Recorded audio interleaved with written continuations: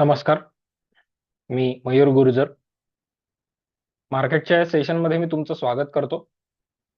मार्केटचे माझे अभ्यास मी तुमच्या समोर प्रेझेंट करणार आहे. सगळ्यात महत्त्वाची गोष्ट सांगायची आहे हे की हा कुठलाही अनालिसिस किंवा ऍडवायझरी सर्व्हिस नाहीये. माझे जे अभ्यास आहेत, माझी जी अभ्यासाची पद्धत आहे ती मी तुमच्या समोर मांडायचा प्रयत्न करतोय. तुम्हाला मार्केटमधले फेनॉमेनन चार गोष्टी जर लक्षात आल्या तर तुम्हाला मार्केट लक्षात येतं असं माझं वैयक्तिक ओपिनियन आहे. ते चार ज्या गोष्टी लक्षात येणं आवश्यक आहे, चार जे फेनॉमेनॉन महत्वाचे आहेत ते आहेत की अक्युम्युलेशन, अप ट्रेंड, डिस्ट्रीब्युशन आणि डाऊन ट्रेंड.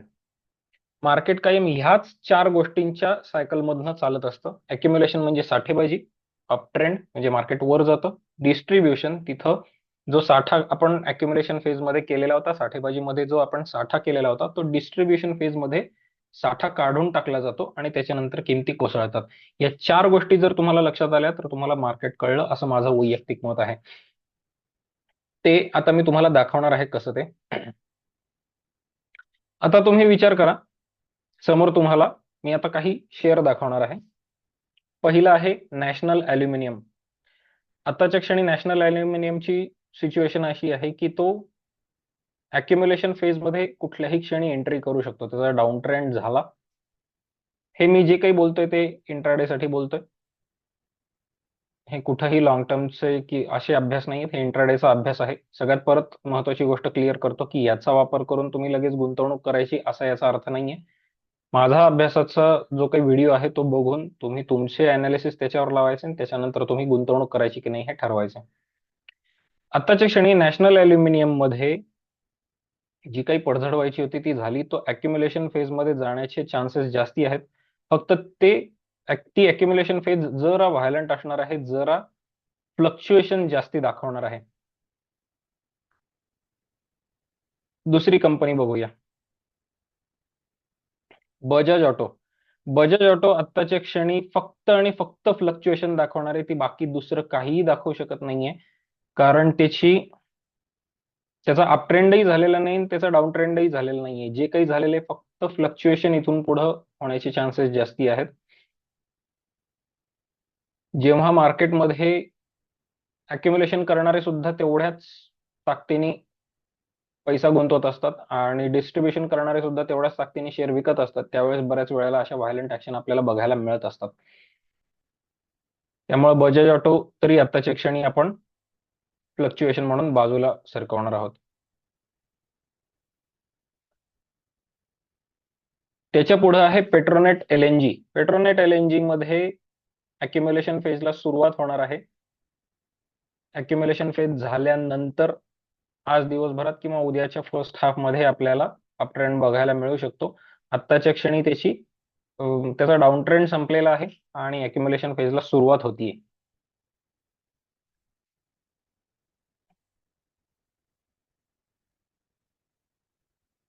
पुढचा आपण बघतोय तो ऑरो फार्मा. ऑरो फार्मा हा फ्लक्च्युएशन फेज मध्ये जाण्याचे चान्सेस मला आताच्या क्षणी जास्ती दिसतात. जरी त्याचा डाऊन ट्रेंड संपलेला असला तरी अजून त्याची अक्युम्युलेशन फेज सुरू नाही झालेली. तो फ्लक्च्युएशन मध्ये अडकणार आहे. अजून बऱ्याच कोणाचे तरी शेअर्स डिस्ट्रीब्युट होणं बाकी आहे, त्यामुळे मार्केट फ्लक्च्युएट होणार आहे ऑरो फार्माचं. त्यामुळं ऑरो फार्माच्या बाबतीत जरा सावध राहायचंय.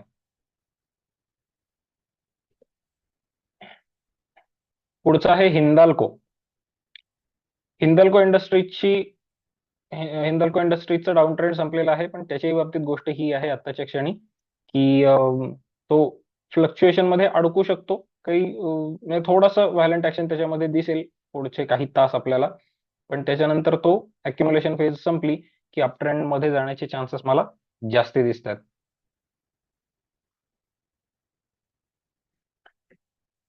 निफ्टी.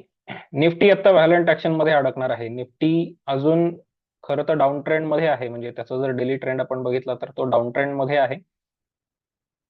पण इंट्राडे मध्ये मात्र त्याची जी काही पडझड व्हायची होती ती झालेली आहे, जी काही त्याची रिकव्हरी व्हायची होती ती सुद्धा झालेली आहे.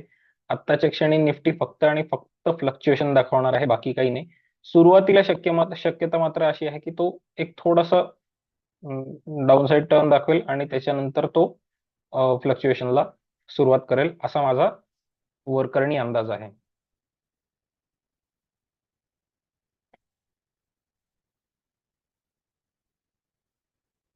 भारत डायनॅमिक्स लिमिटेड याच्या बाबतीत मात्र त्याची फ्लक्च्युएशन फेज संपलेली आहे आणि त्याची अजून खरं तर भारत डायनॅमिक्स लिमिटेड अजून थोडास खाली येणं अपेक्षित आहे. त्याची डिस्ट्रीब्युशन फेज सेकंड लेवलची डिस्ट्रीब्युशन फेज संपलेली आहे आणि तो थोड्या वेळामध्ये किंवा आज उद्या पुढच्या 1-2 सेशन मध्ये आपल्याला एखादा डाऊनटर्न दाखवेल असा माझा अंदाज आहे. त्याचं अजून डिस्ट्रीब्युशन फेज मध्ये तो येणं म्हणजे त्याची डिस्ट्रीब्युशन फेज अजून पूर्ण नाही झालेली, ती अर्धवट झालेली आहे.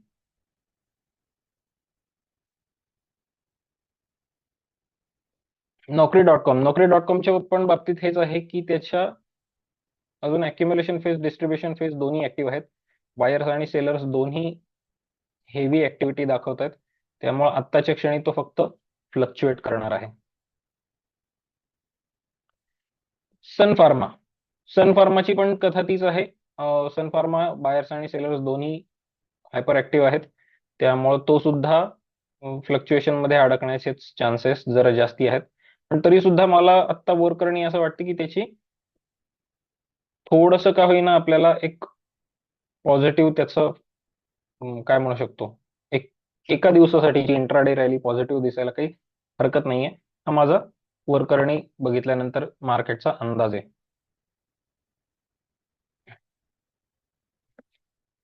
टाटा कन्झ्युमर प्रोडक्ट्सच्या बाबतीत मात्र त्याची डिस्ट्रीब्युशन फेज संपलेली आहे आणि तो अक्युम्युलेशन फेज मधनं पार होऊन थोड्याशा अपवर्ड ट्रेंडला लागलेला दिसतोय. तो थोडासा मधी एक छोटासा डिप दाखवू शकेल, पण तो त्याची अक्युम्युलेशन फेज कंप्लीट होत आलेली असा माझा वरकरणी अंदाज आहे.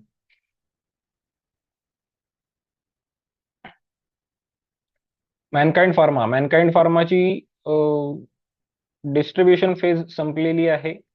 आता तो परत निगेटिव्ह टेरिटरीमध्ये जायला तयार आहे असं माझं आत्ताच्या क्षणीचं ओपिनियन आहे. मॅनकाइंड फार्मा हा जेवढा वर जाणं शक्य होतं इंट्राडे मध्ये गेल्या 2 सेशन मध्ये तो गेलेला आहे, स्पेशली आज. तर इथून पुढे काही फार जोरात वर जाईल असा माझा अंदाज नाही.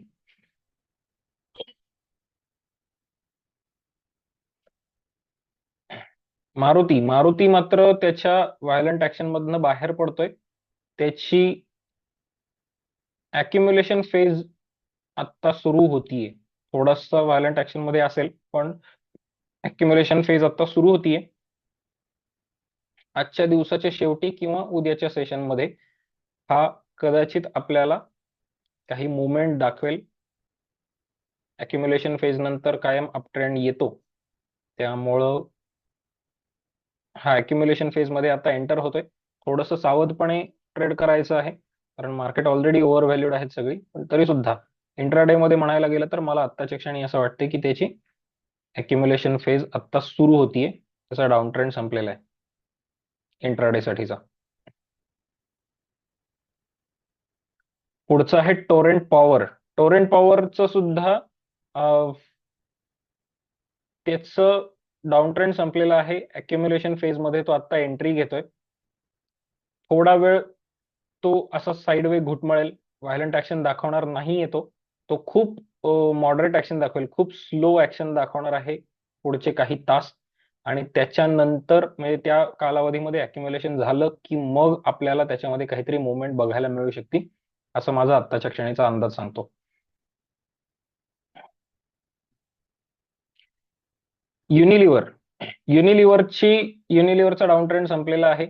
त्याची अक्युम्युलेशन फेज सुद्धा बऱ्यापैकी होत आलेली आहे. त्यामुळं युनिलिव्हर कुठल्याही क्षणी मुवमेंट दाखवायला तयार आहे.